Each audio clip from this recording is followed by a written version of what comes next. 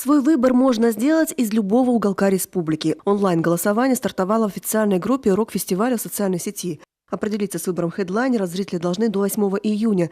3 предложенных варианта не случайны. Коллективы представляют различные направления рок-музыки, так же, как и фестиваль в Сосногорске. За 25 лет на сцену поднимались артисты самых разнообразных жанров и музыкальных вкусов, и все находили свою публику. Кого выберут гости мероприятия хедлайнером в этом году, пока загадка. Объективную картину музыкальных предпочтений жителей Коми покажет открытое голосование. На выбор 3 претендента. Первый – это «Луна», российская рок-группа с женским вокалом.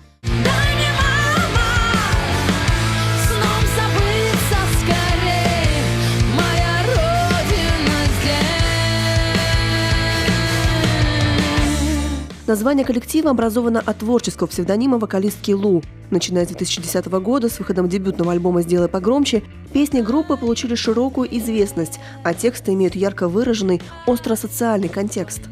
Еще один претендент – рок-группа из Москвы «Слот». Их направленность варьируется от тяжелого электронного рока до рокопопса. За время своего существования группа записала 7 студийных альбомов, 2 альбома ремиксов, 2 мини-альбома, а еще 20 синглов и несколько саундтреков.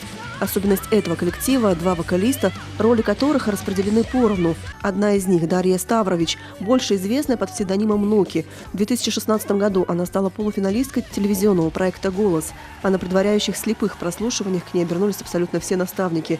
Эмоции буквально переполняли их.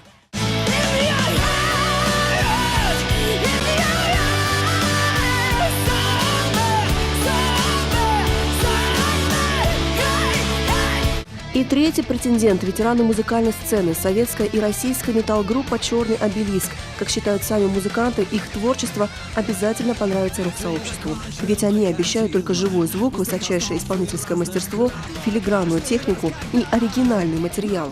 Я не жалею красок, рисую алым кровь. Прошу меня, спасите, ведь это происходит вновь и вновь. Пока в лидерах «Слот» и «Луна», их разделяют 0,1%. «Черный обелиск» немного отстает, но до конца голосования все еще может кардинально измениться. Ведь, судя по комментариям жителей Коми, их мнение о том, кто все-таки должен стать хедлайнером рок-фестиваля, очень сильно разнится. Любовь Лапина, телеканал Юрга.